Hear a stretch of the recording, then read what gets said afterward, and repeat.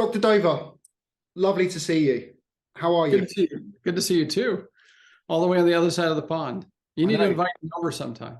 Well, mate, I think I did invite all of you over last time, you, Brent, and the rest of the gang, and it was greeted with silence when I put it on our Slack group. So, for the benefit of our listeners, I'm really, really fortunate to have Dr. Dover as part of my network, and he often jumps on a call with me, and we sit there bouncing ideas off each other. And every time I speak to you, it's a massive learning experience. So, I'm super excited to share this with not only our audience, but also to learn some stuff myself. I think I've got a really good jumping off point, if that works for you. Yeah. So recently we're seeing Winning by Design has published some really interesting statistics about win rates basically dropping through the floor. I think the last count, it was about 15% is where win rates are at the moment. So let's start there. What is going on? What exactly is going on in our profession at the moment? Well, I think a lot of what we experience, and first off, so we need to categorize where that's coming from. That's primarily the SaaS space. So we don't know what win rates are in the non-SaaS space.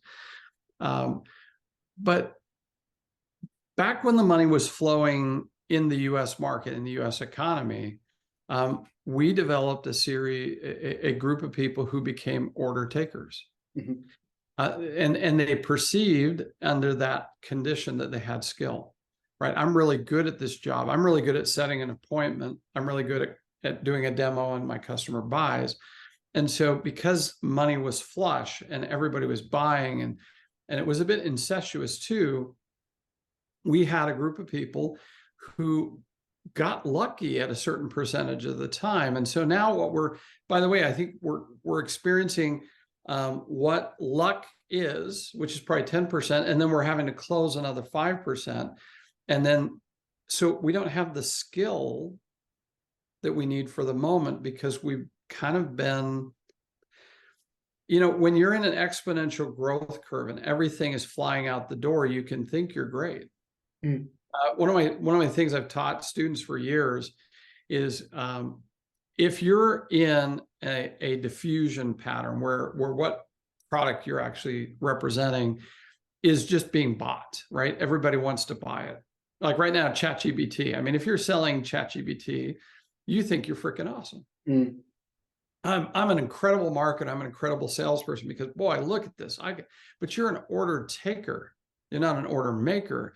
And so when we get into these environments where things actually require selling versus taking an order, we start realizing either we do or don't have skill. Mm. And so that I think that's kind of where we're at. I'm sure you have a take on it as well. I do. I want to go deeper into that though, right? Because what we're fundamentally talking about here is the supply and demand of the thing that you are selling, right? And in those glory days where it's kind of selling shovels during the gold rush, as you say, you don't need to develop the competency for that, right? But we're talking about maybe 10 or 12 years of this happening within SaaS, right? Oh, sure. So do we now see almost a generational gap in sellers where that competency has completely disappeared because so much of that IP has now left the sales organization and we're left with what is that kind of flabby, underskilled and undertrained and developed sales force? So in the book, Sales Innovation Paradox, if you go back to 2000, I think it's 2017, the ratio in the United States of salespeople to SDRs was 50-50%. So if you look at the roles and said, give me the head count across 20 major markets in the United States, what percentage of them are SDRs? Sales development, it's a proxy for SDRs, and what percentage are salespeople? And it was 50-50. Mm-hmm. Move forward to 2021. I know we're in 2023, but that's the last time I got the data point before the book was published. It went to 65-35. So that means 65% of the people. So now let's move up a level and say, where do we hire salespeople from? Usually, most companies say, I want people with some experience. I'm not going to take anybody with no experience. I want people with some experience. What I just told you is 65% of the market is learning how to sell as an SDR. And so this has now been going on for 3 to 5 years, and you take it back, right? I mean, 2017, if you go back from 2017 to 2015, there's a report by LinkedIn that says that the number of SDRs increased by 700% during a 2-year time frame. So if you bring it all together, it's actually a 13x differential in the 5-year period.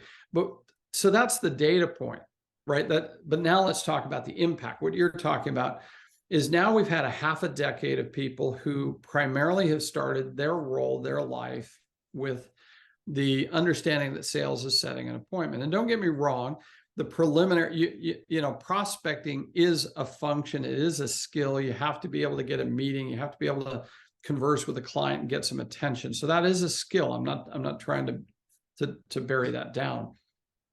But then you think about the next level up, which is the AE. AE did a demo and asked for the business, right? Mm.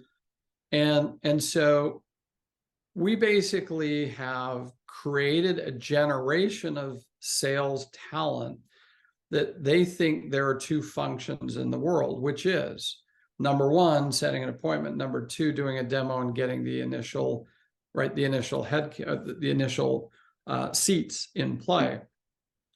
And given the fact that money was relatively free flowing, at least in the US, we were at 0 interest rates, so money was flowing everywhere. So if money is flying around, everybody's buying, everybody's trying to build, and these are the skills. What I think is more dangerous, rather than the people with the skills leaving, because I think they're still around, it's that we have a whole new generation of people whose view is, I'm really good at what I do because I knew how to set appointments. I'm a killer demo dude, man. I do my disco and then I do my demo and then I get my thing and I'm good. And I'm good. And what's sad to me, I'm trying to say that these people, a lot of people were raised in a moment. I'm not blaming anybody. I'm trying to describe a phenomenon, right? Yep. Now they're sitting in a moment where nobody has money. If what you're selling isn't a need, isn't a necessity, doesn't move the revenue needle, number one, I'm not going to take your call. Number two, I'm not going to buy. Now you all of a sudden need to understand how to sell in a tough environment with a lot of objections. You have to be able to ROI. You got to get change management in play. You got all these different things so it's a combination. I don't have the skill, but even worse to a degree, Aaron, I actually think I do. Yeah. And what's worse, now let's take it up a level. The managers and the executives also think they do. Yeah, I was because they were killing it, man. Yeah. They were killing it. They revved revenue up so fast, right? And they knew what they were doing in that moment, right? In the moment in time they played the game, they were awesome at that game. Well, now we're in a new game, and the new game has a tsunami of economic or situational factors that are impacting the market. First one, massive layoffs going on in the tech sector, so your seat count's dropping. Number two, interest rates in the United States went from effectively 0 all the way up to 5%. Right? So we're now all of a sudden I can get 5%. I can go buy. I bought Treasury bills today at the Treasury. I've never bought Treasury bills before in my life, by the way. Horrible thing at 50 something to say I've never bought that, but I bought Treasury bills today because the Treasury bill in the United States for the next 4 weeks is higher than the bonds I bought during the recession. They were paying 9%. Now they're paying 4%, but the 30-day is paying 5.6%. So why would I put that money at risk into a VC firm that may or may not make me money when I can get a guaranteed almost 6% right now? So the money is flowed away from venture capital. And so now all of a sudden everybody has to defend the spend. And we haven't experienced this for over a decade. So it's a combination of factors, right? And then add on to this, that this little thing called ChatGPT, generative AI. Never heard of it. And it's like the world is, I keep on it. The joke is, right, that wasn't on my bingo card, right? I didn't have ChatGPT on my bingo card when I started the pandemic. So that I still didn't win bingo yet, because there's too many things happening that I couldn't predict. And Yeah. so now I'm in an unpredictable world where what I thought really validated me eventually isn't going to validate me at all. And that's tough. That's Yeah. tough. There are a lot of people in a moment of saying, well, now what? This raises banging their heads against a wall. This raises two questions for me from what you're saying, right? So back to that piece around the percentage of the market being SDR versus AE, right? The worrying thing for me about that, particularly in SaaS, is the transient nature of SaaS. So what ends up happening is that these inexperienced people, let's call them SDRs with a year or 2 years experience, they're moving to other SaaS organizations as AEs, and then maybe move into other organizations as managers. And we see this kind of like accelerated growth through business again when times are going really, really well, right? Right. What we're ended up with now is that now the kind of dust has settled and there's not the supply and demand there was, is that people in positions who aren't particularly competent. And I think this is moving all the way up to the top of organizations, which actually leads me to my next point, is that surely organizations see this as the solution, though, by just keep hiring SDRs and thinking it's a top of funnel problem. Why aren't organizations now pausing and saying, actually, this is a competency problem? We almost need to step back and look at the competencies that we're training and instilling and developing in our reps to make them ready to start talking about a customer's P&L, positioning the product in a different way, running deeper, more effective discoveries, managing multiple stakeholders. Why aren't organizations doing that? Well, I think you've got to look at this as a segmented marketplace, right? So if I've played the SDR game, and let's say I'm non-SaaS, but I adopted the SDR process because I heard about it and thought it was great. So if you've already done the evolution of the SDR and the virtual seller, then you've already got to this learning where you're like, yeah, I don't know that that's the magic bullet. See, sales has been looking for a magic bullet for over a decade. The first magic bullet was the challenger sale. If we want to get Brent excited, we can really pick on him. So that everybody bought the little red book. It was everybody in the world was doing the challenger sale because that was the magic bullet, right? So everybody moved over to challenger. It's not that challenger was inherently good or bad. It's just the trend line, right? It was the shiny new object. And then social selling came. And everybody moved over to social selling because that had to be the new bullet, right? It had to be the new shiny thing that was going to solve all of our problems. And then it became enablement. Enablement had to be that, we're all going to get enablement. And then it became technology, right? All the tech stack. And so then it became the SDR explosion, right? Because if I could get SDRs and I deploy technology, I can get over my white space so fast, I can be so efficient. And so that was the next shiny object thing. And underlying all of this was the fundamental problem is the buyer is sitting over there adjusting constantly. Yeah. And what we haven't done, actually the whole solution to this, and I know you know this, is how about I be buyer-centric in my approach to the marketplace? And you know what? You get handsome dividends. Handsome dividends. You get effectiveness.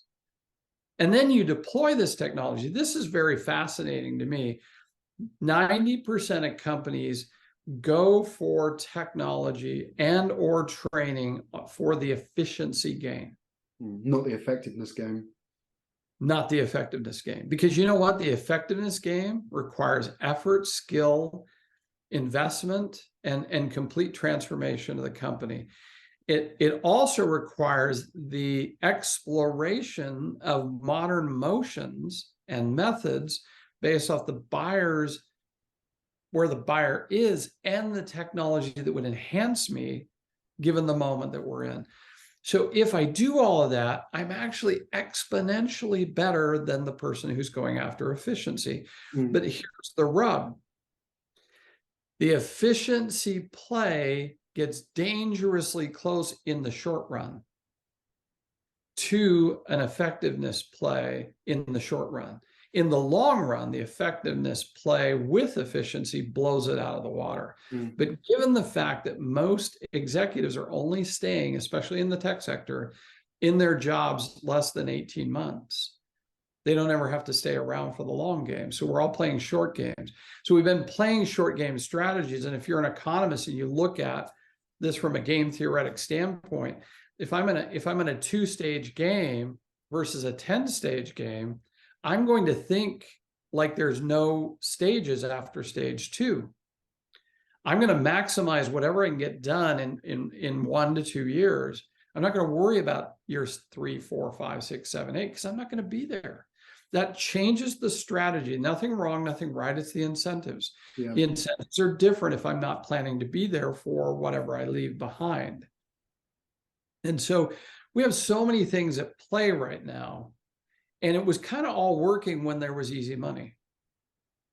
And now there isn't easy money. So the demand's dried up. And we don't have the skills that we need to be in this moment. So, I don't blame people. By the way, they were pretty effective at what they were doing in the moment they were living in. Well, So they moved according to incentives, Aaron, right? They did what the market paid them to do. Yeah, but let's move upstream of that incentive and let's move to the top of that kind of incentive tree, which is the VC, right? Because I refuse to believe these behaviors are driven by founders who just want effectiveness. Really, these are driven by founders who have to deliver results immediately within a year, 2 years, or they don't get more money. So surely not necessarily the target of this, but certainly when you break down the kind of economics of it, it comes down to the funding model, which is driving these behaviors because of the incentives that come with it. I think it was. So let's go back to where it was versus where it is, right? Yep. I think because that model, once again, and back before about 6 months ago, listen, the play was simple, right? You continue to work towards the next funding round, and the next funding round to either get to, most of them were going for acquisition, right? I'm going to be acquired. Only a few went to straight IPO, right? So my goal is to be acquired by Salesforce. My goal is to be acquired by someone else, and this is my play, and we're going to do this, and it happened. It worked, right? We were buying out these things, and the success was there. So once again, people were playing the game the market was paying them to play. But now the question is that still the rules of the game? No, I don't think it is. Yeah, in fact, that funding just has dried up, at least in the US market. I think Jock over there at Winning by Design said we had a 90% cliff drop off in Q4 and Q1, and it was going to go deeper in 2023. So it isn't the same game now, but it was the game. So this is the challenge, right? We skilled up a bunch of people playing a game that doesn't exist anymore. Yeah, it's really interesting. Do you think so when you look at that, projecting it forward, would the symptoms of that be, well, the answer to that be actually not the symptoms of it, more bootstrapping? And I suppose the North Star now is profitability versus like groundswell and users and the usual garbage that was usually being sold to VCs. Do you think we're now, from an economic standpoint, going to see more bootstrapping and more businesses aiming for profitability with what is now shorter runways, right? Yeah, I wouldn't call myself a SaaS expert. I'd leave that to some of you that are in SaaS completely. So I don't know that I can predict that. I think the little I'm hearing from the people that I work with, it's the move to profitability, right? If I can have profitable growth, and I'm just profitable, period.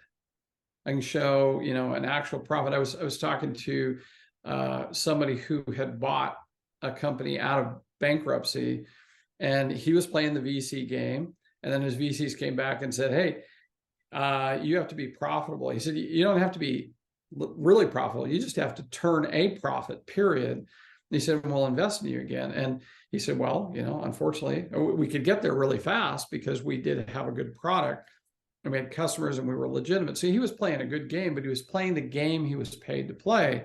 So now he's turned it around immediately and said, all right, well, I'll cut my SDRs, I'll cut my AEs, I'll cut my other staff, and I'll get it down to profitability. And then all of a sudden I get funding again. Do you think, on that note though, because I think this is for me is where I find it really interesting, is how businesses start prescribing a solution to this. And my biggest fear at the moment is that these organizations won't turn around and go, let's go back to basics and let's really start putting the customer as the kind of hero of the story. My biggest fear now is they'll turn around and go, SDRs, let's just get rid of them and then just have technology talking to itself, so we can have like this bigger, more scarier outbound function that goes and scorches the earth, that doesn't need a cost associated with it because there's no human capital involved in it. What do you see in terms of, if you've got any predictions about it, where businesses will come off the carousel, or will they just stay on it and replace it with technology? Well, I think the reason I wrote the book, The Sales Innovation Paradox, was exactly that issue, is to say why most fields, when they spend this much money on technology, have massive efficiency and effectiveness gains, right? They get more productive. So we spent all this money on technology and we increased the number of people using it by 13 times. That flies in the face of every economic theory you can imagine, because, right, we're supposed to be more efficient, and yet somehow we hired more people to do the same job. So given that that's where we're at, and the end of the book talks about these inertias, that the human capital inertia and experience bias that we have. Remember, we just trained up a bunch of people based off what we just talked about. So what do you think they're going to do? Do you think they're going to change, or do you think they're going to double down with a new strategy with the technology? So let's move to ChatGPT. If not now, close, soon. I think I always say something, I'm pretty sure it's economically in the wild already. So I'm going to explain something that I think is already in the wild, but I don't know who's doing it. I'm pretty sure at scale, I could identify an ICP.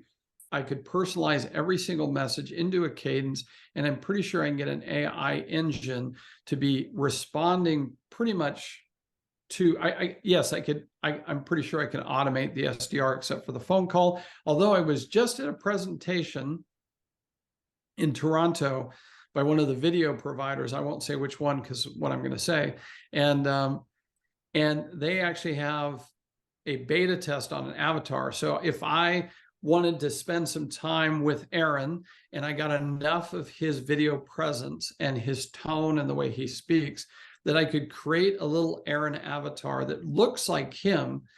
And it's a little bit more, it's a little CGI-ish, but hey, it's Aaron and he's cool. I'm trying to decide if coolness is because I don't have the man bun. So it's not cool. Maybe 10 years ago, but not now. And the British accent. I mean, those are the two things I'm missing. And then the beard. Or it's just the way you are, right? But so anyway, I could create that of you, and I could actually have you do personalized video to thousands of people at scale, personalized. And so I don't think we're very far away from doing exactly what you said is, yeah, why would we hire SDRs when we can now deploy technology to do 90%, if not more? And by the way, here's the challenge. Unfortunately, and probably realistically, if I train it properly, it's actually better than the human. Well, better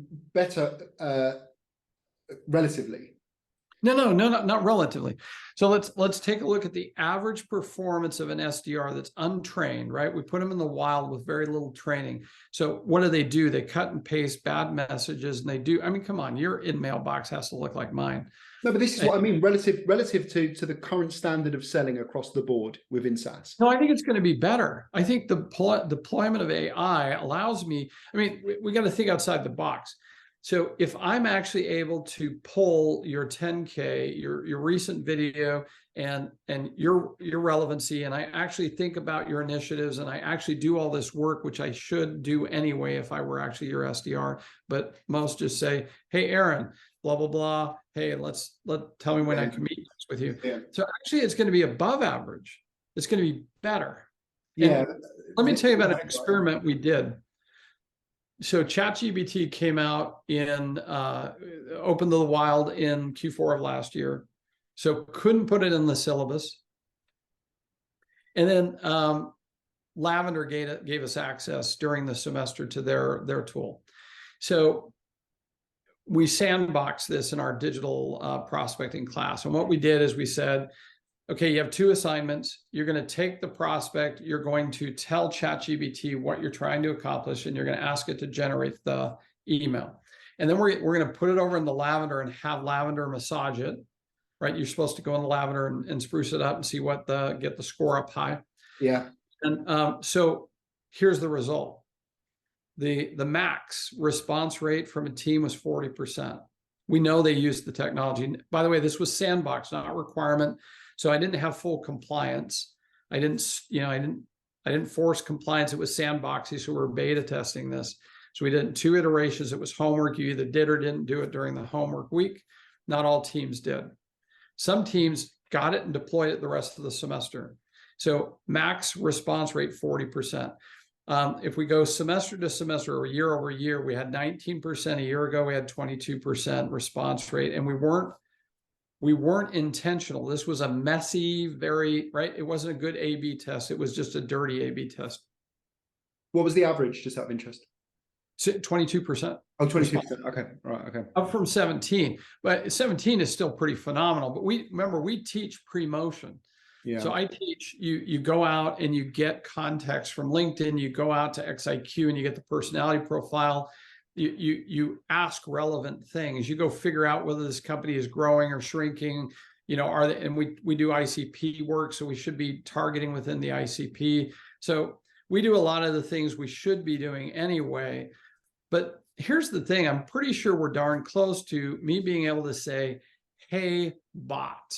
Hey, generative AI or AI and generative AI bot, I sell consulting services with Flow State. I want you to help me identify, based off who I've already sold to, develop an ICP, then find all the companies that should know about me that don't, develop a cadence campaign and make it relevant to each one of them, and then also adjust it according to their personality. Go ahead and seed into the personalities based off of Scott Gillam's work. And then here's my Calendly app, and just fill me up with appointments. And by the way, you can use my video to talk to them personally about what should matter. You can go ahead and create the script and just keep me busy. And I think we're there. If this isn't all combined, it's in pieces and parts. And by the way, I think within 6 months, it'll be there. And so we'll be able to have pipeline as a service. In fact, I already think one guy is already running out with pipeline as a service. So, and by the way, this is what's scary, is it will probably be if it's done right, this is the key, if it's done right. If it's done horribly, which will be done horribly by most, but for those who do it right, it'll actually be better than the communication we're getting from a human who is doing what a robot. See, the problem is we've got humans doing what robots do, which is they're acting like a robot. I'm cutting, I'm pasting, I'm checking my box, and I'm doing the things like I'm a robot. But if you actually program the AI to do things in an intelligent fashion, they can pull the data points together, summarize it in a way that I actually don't have the skill to write like that. Yeah. So we're there. So I see 2 things going on. Number one, I see bad deployment of this going like crazy right now. Yeah.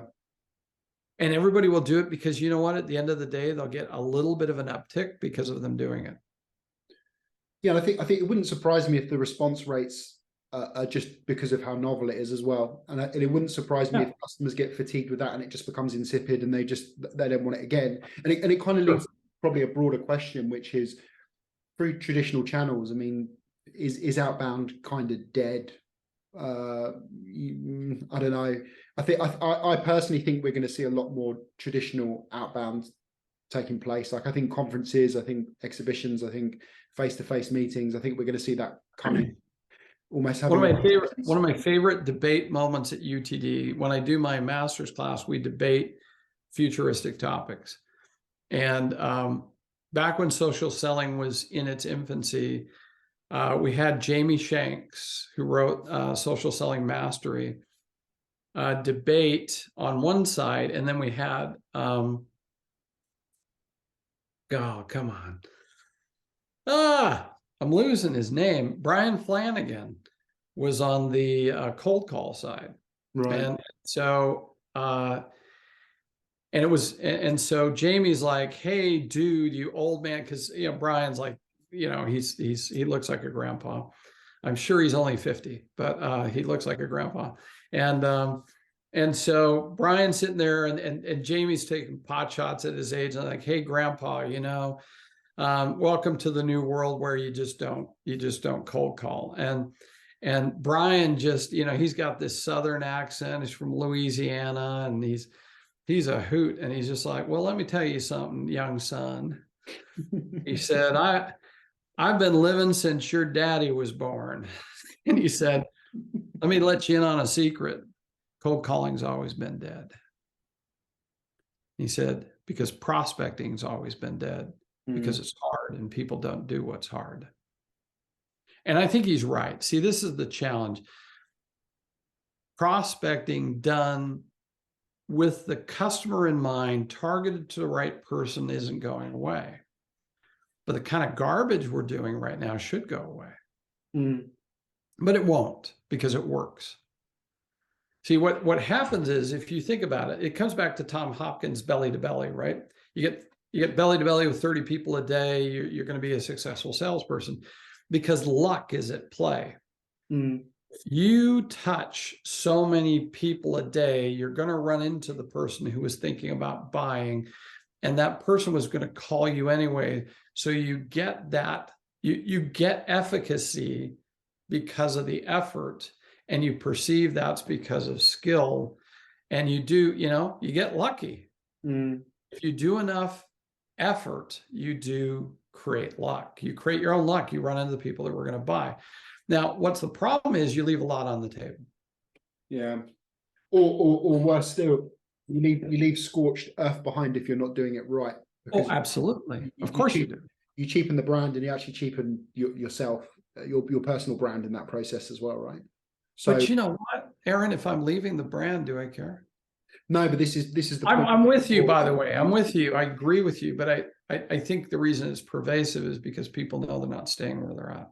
No, I thought that was really interesting before, and it may have spoken to the fact that, well, let's look at this. Like, if you go back to the 20s, the average life cycle of an S&P 500 was what, 87 years? It's 15 years now.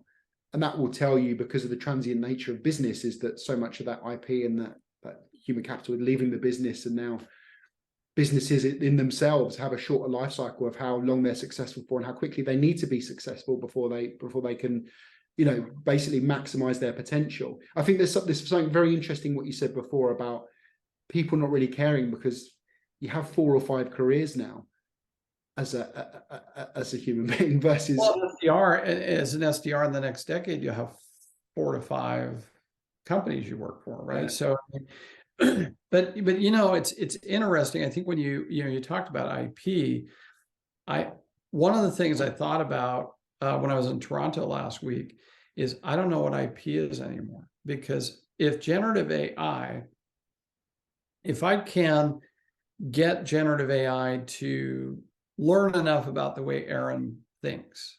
I was on a call for a prep for something else that's going to happen this week, and a guy from MIT was on, and he said that now this concept of generative AI is it's like kindergarten, because what you do is you develop what are called corpuses, and the corpus. So I want a corpus that is Aaron and everything Aaron thinks about, how Aaron would act. Maybe Aaron and his friends. So Aaron, Brent, David, a few of those people that we had in the room here in Dallas a little bit ago. And so we get a corpus of those people, meaning that we ask the AI to only focus on everything they ever say, everything they ever think, whatever they put out into the public space.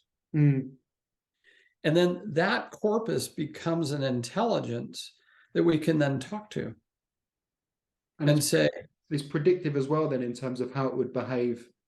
Well, it would basically provide the combination of the thought from everybody in that room, and we'd be able to have a conversation with it. But now what's a little bit strange, right, is could we not then ask it to perform tasks? Now, if you want to meld the mind of you, Brent, me, Lori Richardson, Alice Hyman, trying to think, Sherry Leviton, put us all in a room, and you were able to meld our minds, first thing I think is that the mind would explode because it would have so many different ideas and it would argue with itself all day long. But outside of that, but the beauty of that would be that you could, and the way this guy talked about it is that right now we had to learn what a customer is thinking. We have to go out and ask the customer. But if we could create a corpus of a customer, we could literally interview the customer. We could actually probe the customer with potential outreach. We could probe it with discovery, and we could learn from it how it reacts and what it wants. And then that becomes training. I mean, and so this idea of IP, I kind of came home and I said, I don't know what IP is anymore. That's really interesting. Because outside of the legal definition though, right? Of like, yeah, but right now, yeah, I don't know. What does it mean? Yeah. What does it mean? Because somebody could take my book and create a corpus out of everything I've ever done and say, ask Dr. Dover this. Is there a danger with this though? Because of course there is. There's tons of danger. but it also seems counterintuitive, because everything that I read at the moment is telling us that buyers are crying out for human contact. They're crying out for a human experience. That's the gist of almost everything that I'm reading at the moment, is the buyer, when they need it, they want a human experience, right? And this feels deeply unhuman. This feels really unhuman to me. Well, once again, I think you have to come back to what are we trying to accomplish here? Because at the end of the day, if I want the human experience, then that's what I want. But actually, what I think that research would say is I want a relevant, competent human experience. Of course, yeah. I get on customer service calls in the US, and believe me, I don't want a human. Yeah. In fact, one of the most magical words I heard from somebody is that you can request a reseed and say, yeah, just reseed me in the queue, please. Which is a great thing to say, but if you're not getting anywhere with the person you're talking to, they can't communicate with you. So I think what we're saying is we want a relevant, valuable human experience. Yeah. But given the fact that we're not often getting that in sales, we're not getting a relevant, we're getting a salesy, almost robotic, hey, I have my best practice because, you know, I love Sarah B here in the United States. She's just a hoot. She's so fun. I'm not Sarah B. There's no way I could pull off what Sarah does. And, but if I try to replicate what Sarah does, then I'm checking the box and trying to be Sarah because I think it's funny. But then I'm going to have a horrible experience because I'm trying to replicate something I'm not. I'm being a bot, right? Yeah. I'm acting like a bot because I heard it was a best practice to do blank. So that's what I'm doing. And that best practice is coming from sales. Somebody did that, so I'm going to try that, instead of from the buyer saying the best practice for me was when you did this. See, this comes back to this view that just because we sell, we succeed at sales. We look at what happened during that sale and we say that's a best practice. How much of that was luck? Yeah. And yet some of the best practices we do don't produce anything. And yet the customer would say, well, I would take that phone call again. And this is where Gartner's regret comes in, right? The regret research. Yeah. So much of the purchases people make, they finish with regret because the best practice, they hated it. So we're sitting in this really conflicting space. And if we just became customer centric, and that's the thing, is a bot can actually think what the customer wants and needs and adapt to it, because it won't be having its own bias and its own bias towards selling versus understanding your need and seeing if I can take care of it. And bad habits as well, right? It doesn't have the same bad habits and lack of competency. So what does this mean then? So what in your experience, and again, like, this is all conjecture, but what does this mean for the future of selling? Well, so despite all my doom and gloom, which is my danger, I usually bring the rain. Somebody needs to bring the sunshine, but let me bring the sunshine in, because I actually have confidence. A few years ago, we were doing the meeting that you participated in, but we were doing it back when Brent was over at Gartner.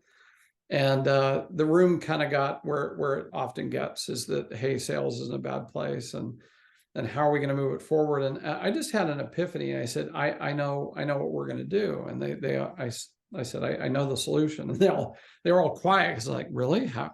We don't know the solution. And I said, I'm going to train sales people with the buyer as the framework. And I'm going to create a generation of people that sells differently. And then you just tell all your clients to hire from us. So that was about 5 years ago. So we started that experiment. We said, all right, we're going to use the jobs to be done framework as the baseline, simple framework that Gartner put out that says, right, there's 4 jobs that a buyer is going to do. And we're going to use that as the primary instructional framework for our advanced selling and our prospecting, to say, when you go out and you try to talk to a customer, you need to understand that they could be in one of 4 states. And depending on what state they're in would be then depend your messaging and your objectives. And so we've been doing this for about 5 years now. And we've been teaching them how to use technology. Now, here's the results in the field. We have more students be number 1 in the company. Our students become number 1 in the company. They hit their quotas at a high rate. They blow past their quota. They tend to be disruptors. They tend to be exponential performers. So you can do this. This is doable, but you have to reset the frame, right? It's not about a sales methodology. It's not about a go-to-market best practice. It's about, because all that's pushing product on a customer. It's trying to get my need over your need. It's actually saying, listen, I have a solution. If I didn't have a solution, I wouldn't be in business. My opportunity here is to determine, number 1, are you even in the hunt? If you're in the hunt, then I'm going to talk to you about why I'm relevant. If you're not in the hunt, I got to talk to you about the problem. So I got to motivate the issue first. And then I can move you to the moment where you're saying, okay, now who else does this? That's the search, right? And then you get then the requirements gathering, what matters to me? Why should it matter? And then, by the way, Challenger lays on top of this, Spin lays on top of this, value selling lays on top of this. Doesn't matter what the methodology is, doesn't matter what personality profile research, you can lay it on the top of this, and it just makes sense. And so if I go to market saying, listen, you're going to have to do a bunch of stuff before you can buy from me. And I need to understand, do you even know what I do? Do you even care? And are you aware, right? Are you aware? Do you care? And are you in active search? Or are you at vendor selection? Where are you at in this process? Then I can be relevant to your moment. Yeah. If I'm relevant to your moment, then I bring that technology in, Aaron, and it just blows things up. Because now I can get those efficiency gains, but I've already nailed the effectiveness piece. So I'm already really effective, but now I'm harnessing technology to make myself more efficient. And part of the efficiency, to be honest with you, is saying goodbye to a customer in a very polite way that's never going to buy. Yeah, I mean, it's that in itself. If you instilled aggressive, ruthless qualification within most sales organizations, you'd have a huge uplift in every possible metric. Honestly, believe even that one thing is such low-hanging fruit, and it would have such a big effect. The worst thing, I tell my students all the time, the worst thing a salesperson can do is spend an inordinate amount of time with somebody who will never buy. But it's an emotional bias, and you kind of feel for them, right? Because they've constantly got pressure and target breathing down their neck, and carrying a number is really challenging. And it's so easy to get these emotional ties to opportunities that are never going to come in. But you know what's more powerful than that? Is having 10 more on the bench that I know because I have skill, right? I know how to prospect. I have 10 on the bench. it's not about, hey, you know, pull the gun to your head, you better buy, you better buy, you better buy. It's, gee, this doesn't look like the good time, the good fit, or you can't get the ducks in a row. It just looks like, it just looks like it's not going to happen. So I'm going to pull back. But you know, I'm here. Yeah. Yeah. And by the way, because I'm relevant, you know what happens, Aaron, is when you do get in that moment, you call me. Yeah, and what always amazes me about this is that we know that reciprocity is such a strong motivating factor. So even when you qualify people out and they've had a great experience, they'll still recommend you, even though they've not purchased the thing that you've purchased. It's incredible. It's worth noting as well, like when I came to your campus, obviously I listened to some of the amazing stories that have happened there, but also had the chance to speak to some of your students. And it appears that what you guys do in there is pretty phenomenal. And in terms of the kind of, you know, education that's available in sales in England, it's not something we have a whole heap of, right? I think there's 2 universities that offer sales as a particular part of the curriculum. So talk to me a little bit more about that then. So talk to me about the curriculum that you guys are training there. What stands out outside of the Jobs to Be Done framework that makes these guys so special? Well, I think it's a combination of technology and the framework, right? So, and it's also talking to people like you. I mean, at the end of the day, I'm talking to a lot of people that are looking at the field and trying to figure it out. So, like, you know, when Gartner comes up with an insight, I mean, Brent asked me once, he said, you know, what do you think is different about your program? And I kind of hemmed and hawed on it. And we were on a podcast, and he said, Howard, let me help you out here. He said, how soon? He said, you were at a Gartner conference. We just gave you a lot of data on what we're doing. He said, how soon will that be in your curriculum? I said, oh, next week. Wow. Because I don't use textbooks.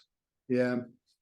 And because I'm on a buyer framework, if I can insert that in, I'm going to bring it back to the classroom. I'm going to teach what the current research is, because we are buyer centric, right? How does the buyer react? So the second we heard about Scott Gillam's work, which using personality profiles to seed and then manage pipeline, we brought in the classroom the very next week. I mean, he briefed me in April, and I was doing deal reviews with his research the very next week, and he was spot on. It was amazing to be able to say, okay, give me the personality profiles of the players. And all right. And the kids were like, I don't know what happened here. And all of a sudden it's because a C entered the picture and the student didn't understand how to deal with a C because they're used to dealing with a D. Operating with a D mindset or an I mindset, but they were dealing with a C, which they had to do it differently, or an S showed up and killed the deal, right? And so once we were able to start breaking that down, it was amazing to sit down with a student and say, well, you have a decision to make because you have a timeline. This is a decision that will probably spread out for over a year because of the nature of the skeptic getting involved is going to slow this down before it speeds it up. You have a pipeline goal. So this may or may not hit your objective. What else do you have on the bench? And when they say, oh, I have nothing on the bench because I was waiting for this one, what a valuable lesson, right? That's what I'm telling you, is we try to sit down with students. What I love is the student who says, well, I've got 3 major deals right now, but I've got 10 that I'm kind of crewing up because I don't know what's going to happen with the 4 that are kind of deep into this. And I just look at them and I go, you're going to be so scary when you get in the field. Because, right, I have the confidence that I can prospect at any time. I have the confidence that I can get them to the meeting, so I can do the SDR work. Then I get them in the meeting, I can open the pipeline, a legitimate open pipeline, and I'm talking in a complex world where I'm understanding the complexity of all the buyers involved and what all the influences. I know what you need, I know what I offer, but I also know there's a timeline. It's probably not going to meet my timeline. So I could push you, but then I still wouldn't win. So I'm going to go back into my pipeline and maybe grab some additional that would close sooner. And meanwhile, nurturing this other deal. And we kind of get them into those motions before they graduate. Could you imagine hiring somebody like that and putting them through your training? I was just thinking that you must unleash them into businesses and they're just monsters. I bet everyone is looking around going, what is this guy or gal doing that's different to me? There must be, it must, if anything, I bet it invigorates the sales force when you drop those guys in there. I bet it really invigorates them. Well, I've learned a few years ago, I learned to call them disruptors. Mm. And by the way, anybody can be a disruptor. So, you know, either you live in the sales innovation paradox, you live in a firm, you live in a world in which the paradox is real, or you're a disruptor to the paradox. Because if you do the same thing everybody does, you're living in the paradox world, which is I keep on training, I keep on trying, and I keep on getting less. I've left less efficacy with each month that passes. During the pandemic, I got a little snapshot from one of our alumni. She left the school right about a year before the pandemic broke out. And she sent me this Salesforce report, and it showed her performance against everybody else in her team. Now, everybody else in her team had between 3 and 10 years of experience. This was her first quarter in the job, second job out of school, didn't know the product very well. And so she shows me this is her pipeline. It's 1 million. This is the average pipeline of her team. She's 10x. And I said, can I publish this? And she said, no, I shouldn't have sent it to you. I'm going to get in trouble for showing that to you. Oh my gosh. And she's like, can you delete it? And I said, no, I'm not gonna, I won't share it. I won't share it. And she goes, well, you can't, because I'll get in trouble for showing it to you. And I said, will you let me interview you? And she goes, yes, I'll let you interview me. So I interviewed her, and then I realized I had a bunch of other top performers as well. Somebody at IBM that was 800% of their quota. Somebody sitting over at Adobe that was 200% of their quota. Somebody over at Qualtrics that was 150% of their quota. And they were all the top people in their firms. And I said, I'm going to go interview them. So there's one common thread that they all mentioned without prompting. And it's this. Oh, sorry, go on. I don't do the same thing. But the business does not look at that as a risk, though. Do they not see them as kind of not disruptors, but actually lone wolves, and then try and rein them into the processes that the businesses is? Oh, yeah, that's why they're disruptors. They're actually disrupting the flow of a paradox company. They're in, right. It just blows up. So another lady, she was a soul. I always get nervous when one of our alumni goes as a lone wolf somewhere, because she contacted me. She goes, oh my gosh. She goes, I had no idea. And I said, I had no idea what. She goes, I'm going to be filthy rich. And she goes, and she goes, nobody knows what they're doing. And she goes, there's people on my right and there's people on my left, and they've got like 5 years experience and they haven't a clue what to do. She goes, I'm dropping big deals. I'm not supposed to do deals of 100,000 or more, but I got 3 right now because I just do discovery. And so her VP contacts me and says, hey, I want more of that. Her manager's trying to fire her. Because she's not falling in line. She's not falling in line.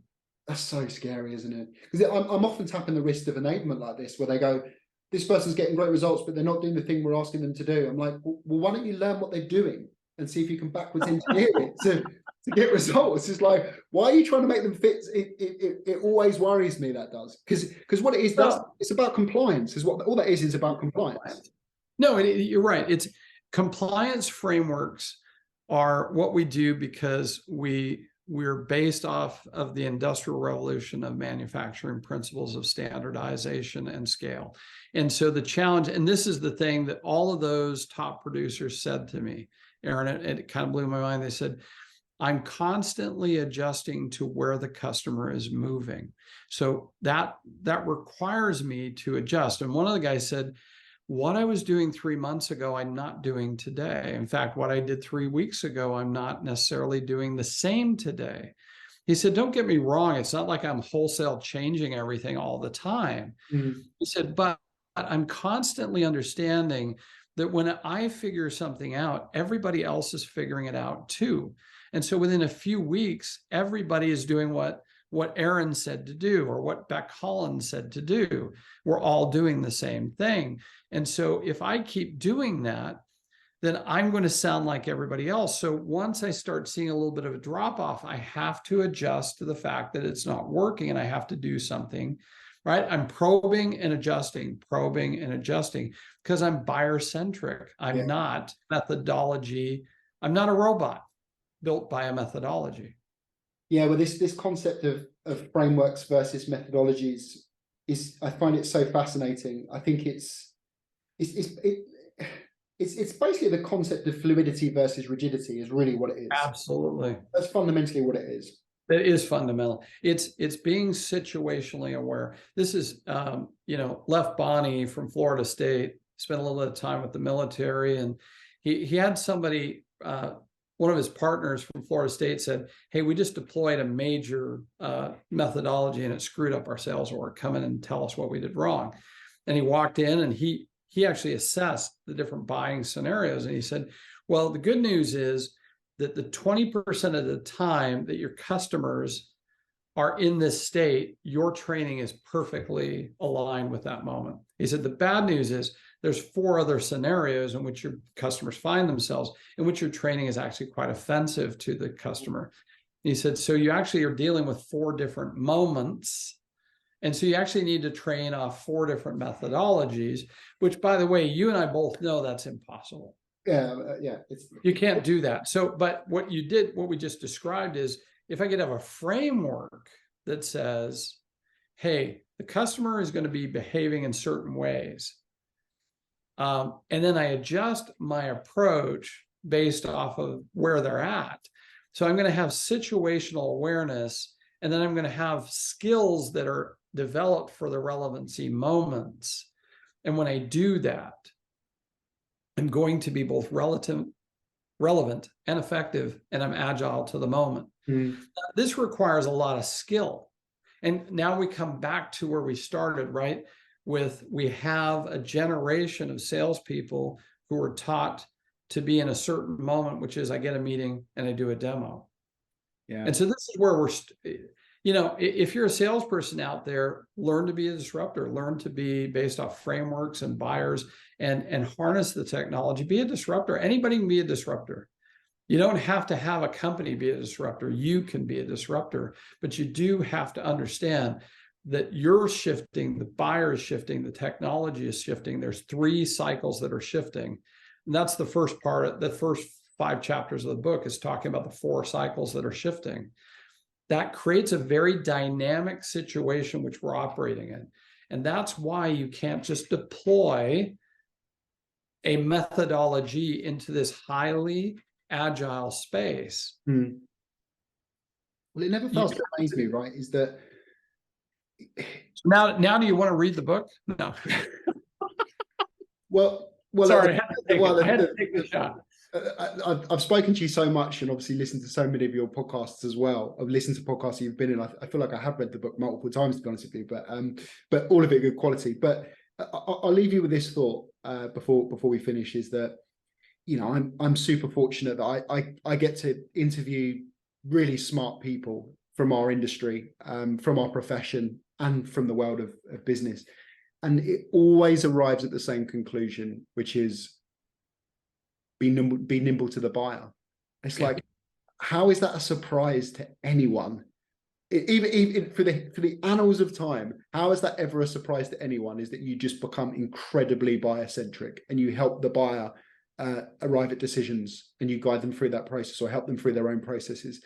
And it seems staggering that should be a surprise to anyone, but that requires, so here's just, I agree with you. And the reason, this, once again, at the end of the book, this is where I got stuck, okay, is why do we keep seeing this?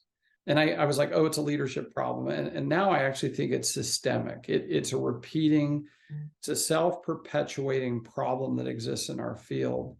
And so the real issue is to hire someone and train them for what we just described. It takes serious effort and commitment and skills. And yet, if I mechanize, if I systematize and scale something that's close to that, not even close to that, but it works, it generates revenue, it's a machine I can build. Mm. If I have to worry about hiring people that can adjust to buyers, that's a really nebulous concept. How do I scale that? How do I train that? It requires a lot more investment. It requires a lot more skill base. It requires humans that want to. And by the way, it is possible. We prove it every day here at UTD, and lots of companies we work with prove it, that it's not only possible, it's actually very advantageous and competitive, gives you a massive competitive advantage to do it this way. Yeah. But at the end of the day, it does require investment. Mm. And it requires investment in skill development, and not compliance frameworks with enablement, but true enablement that is buyer-centric and creating agile, situationally relevant, and, dare I say, technologically mechanized human beings who are extremely relevant and potent in the moment. And my students who have embraced this are some of the happiest people I ever meet. Mm. Like, I love this profession. I love what I've been taught. It's so engaging. I'm never bored, and I'm paid so well. And, how do I give back to you guys? And, it makes happy people because they're very good at what they do. Yeah, and the last thing about it is that they're approaching it from a kind of they're approaching it from a win-win situation, right? Which is, if I help the buyer, there's there can only be joy in that when you guide a buyer to a decision, even if that decision is actually, you're not right for us or we're not right for you.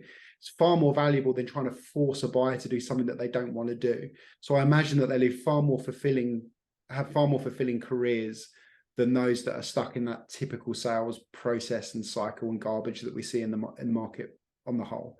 I could talk to you about this stuff all day. I mean, every time I speak to you, Dr. Dover, I learn so much, and you challenge my views as well. So I've thoroughly enjoyed having this conversation. We just both need to get corpuses of each other, and then we can talk about it. Yeah, just maybe have the two machines talk to each other, and then just send me 5 bullets at the end of what happened.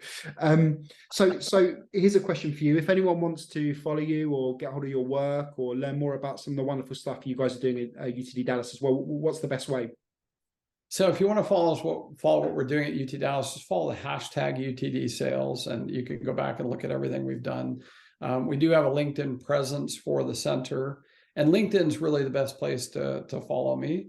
The book's available at Amazon and all major book retailers. And as you point out, I've put out a lot of podcasts as part of the book. And listen, at the end of the day, I think you're in it for the same reason I'm in it, is that this is a great profession. It's a hard profession. It's actually requires professionalism to do it well, and it's extremely rewarding to do it well.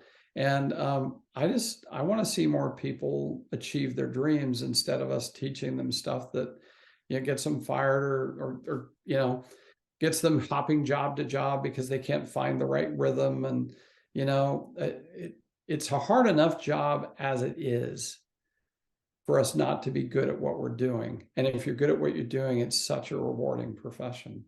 So yeah, I totally agree. One of the reasons I think we get on so well is I think we're philosophically aligned. Although we don't always agree on the same things, I think philosophically we're aligned on this idea that we have a very precious thing in selling, and we need to look after it and nurture it and make sure that it does best by our buyers as well. So thank you so much for joining me. I've loved every minute of it, and look forward to having you on again at some point.